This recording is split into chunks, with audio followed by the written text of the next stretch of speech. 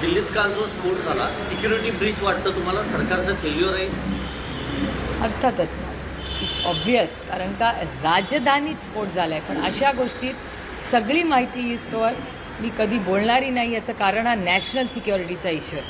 त्याच्यामुळे तो राजकीयकरणाला आत्ता मला त्याच्यात कधीही मी करणार नाही. ऑपरेशन सिंदूरच्या वेळीसही आदरणीय पवारसाहेब पहिले नेते होते या देशातले जे सरकारच्या बाजूनी उभे राहिले, कारण का तो देशाचा प्रश्न होता, देशाच्या सुरक्षिततेचा प्रश्न होता.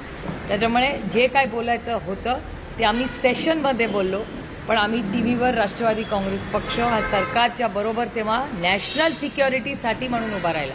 त्याच्यामुळे मला वाटतं दिल्लीत काल जो स्फोट झाला हा अतिशय चिंताजनक आहे.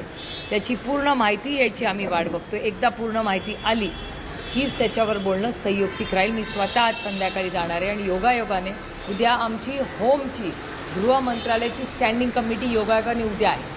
त्याच्यामुळे उद्या अर्थातच त्याच्यावर आम्ही चर्चा किंवा माहिती त्या कमिटीमध्ये मागू. नाही, काल केंद्रीय गृहमंत्र्यांनी बोलताना सांगितलं की योग्य वेळी सगळं घेऊन आम्ही जनतेसमोर येऊ. वाटतं तुम्हाला सरकार याबाबतीतला सगळा खुलासा करेल? नाही, सरकारला करायलाच लागेल ना. एक तर नाही केला तर 1 तारखेला सेशन सुरू आहे. देश उत्तरं मागेल. आपण 12 तुमच्या चॅनलच्या मताप्रमाणे आत्तापर्यंत 12 लोक गमावलेत आपण.